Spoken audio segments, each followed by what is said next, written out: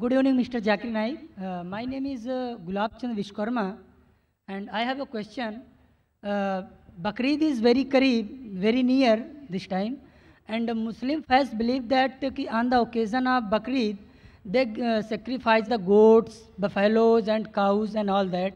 And according to the Islam, insaniyat and humanity is very important, and every faith should be pity and kind on animals and human being and all that. Then if they believe in this, then why they give the sacrifice of goats, cows and buffaloes on the occasion of Bakrid? Whether they should do it, whether it is in favor of humanity or insaniyat. Brother, that's a very good question. That why are we sacrificing goat on Bakrid? If it's not a Bakrid, can we sacrifice goat? No. Any animals, animals. Can we sacrifice goat if there's no Bakrid?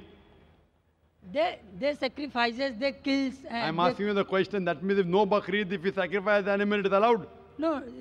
Generally, why do you? Yeah. So our direct question, why do you have non-veg? Correct? No, I'm not getting what you are saying. Your main question is, why do you have non-veg? Why do you have meat? Actually, I want to say, on the occasion of Bakrid and other occasion as well. Oh, okay. I'll answer both. On the occasion of Bakrid, Allah says in the Quran in Surah Hajj, chapter number 22, that the blood and the meat does not go to Allah, it is your piety which goes to Allah. So unlike other religions, in other religions, they sacrifice the goat and keep it in the altar in the name of deity. And who eats? God Almighty eats. In Islam, when we sacrifice, what do? 1/3 compulsory minimum we have to give to the poor people. 1/3 we have to give to the relatives and friends. 1/3 you can keep for yourself. So maximum you can keep is 1/3 for yourself. If you want to give full in charity also you can give. So when we are sacrificing, what are we doing? We are benefiting the humankind. We are giving them food to eat. Now giving food to eat is good or bad, brother? Giving food to the poor people to eat, is it good or bad? Good. In humanity, is it good or bad? Good. So therefore, Islam is a religion of humanity. Now you may ask the question, what about killing animals? It's good for humanity, but what about animals? In short, a Muslim can be a very good Muslim even by being a pure vegetarian. It's not compulsory in Islam that you should have non-veg, but since Almighty God has given us permission to have non-veg, why should we not have non-veg? Allah says in the Quran, in Surah Ma'idah, chapter number 5, verse number 1, eat of the four-footed animal which has been made lawful for you. Allah says in Surah Nahl, chapter number 16, verse number 5, that the cattle has been made for you, so that you benefit from them, and of the meat you can eat. The same message repeated in Surah Mu'minun, chapter number 23, verse number 21, that in the cattle is an instructive sign. From the belly you drink milk, and of the meat you eat. So since Almighty God has given us permission, why should we not have it? Now coming to the logical aspect, today science tells us that in non-veg food, in flesh food, it is rich in vitamins, and it is only food which has got complete protein. Our human body, there are total 23 amino acids required by the human body, out of which 8 are not synthesized in the body. It has to be given from the external diet. There is no vegetarian food which gives you all the 8 amino acids. It is the flesh food, the non-veg food, which gives you all the 8 amino acids. Furthermore, if you analyze the set of teeth of the herbivorous animal, cow, goat, sheep, they have got flat set of teeth. They only have vegetables. They can't have flesh. If we analyze the set of teeth of the carnivorous animal, tiger, leopard, lion, they have got pointed set of teeth. They have got a carnivorous set of teeth. They have canine set of teeth. They only have flesh food. They can't have vegetables. If we go in front of the mirror and we see a set of teeth, we have got pointed teeth as well as flat teeth. We have got an omnivorous set of teeth. If Almighty God wanted us to have only vegetables, why did He give us the pointed teeth? For what? To have the flesh food.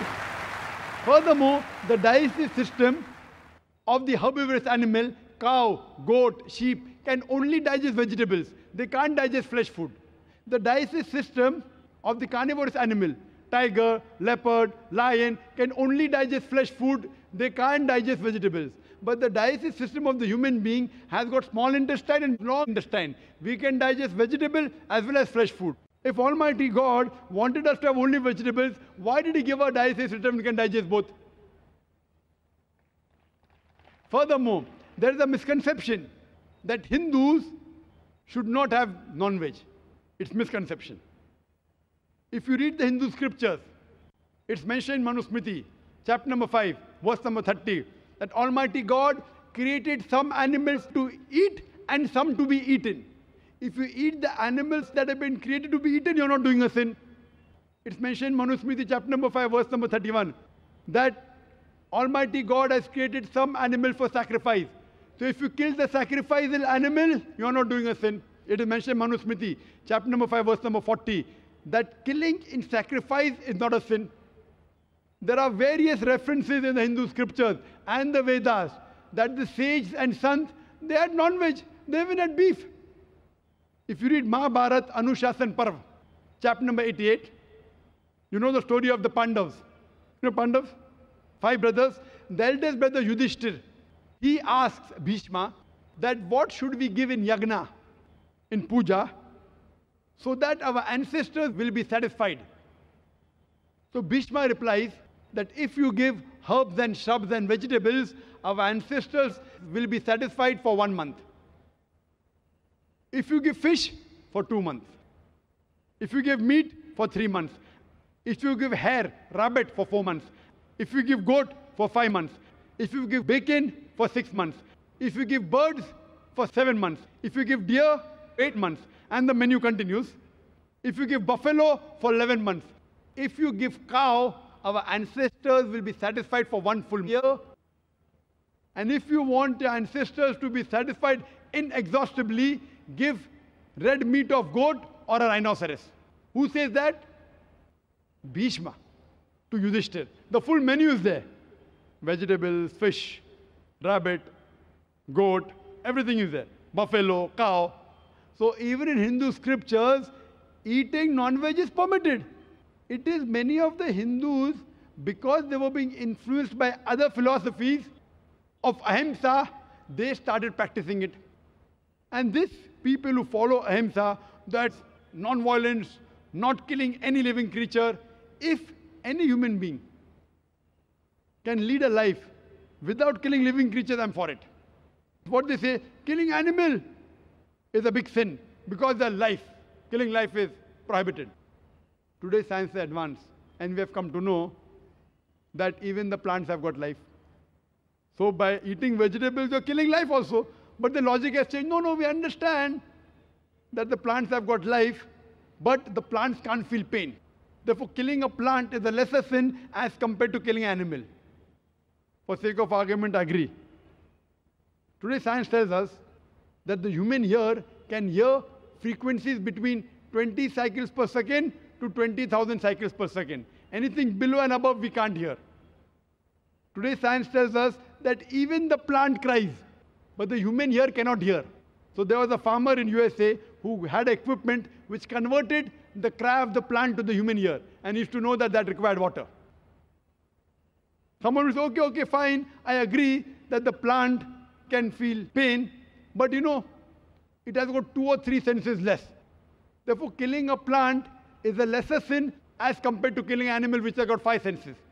For sake of argument, I agree that plants have got 2 senses less as compared to the animal. I am asking you a question. That suppose your brother, God forbid, if he is born deaf and dumb, and when he grows up, someone comes and kills him. So will you go and tell the judge, me Lord, give the murderer less punishment because my brother, he was deaf and dumb? Will you say that? You will tell the judge, give him a bigger punishment. My brother was masoom. He could not hear, he could not speak. So in Islam, it does not work like that. 2 senses more, 2 senses less. Allah says in the Quran in Surah Baqarah chapter 2 verse number 168, eat of the good things we have provided for you. What is good, what is tayyib you can have. And furthermore, I personally have got no problem. If the non-Muslim don't want to have non-veg, I've got no problem.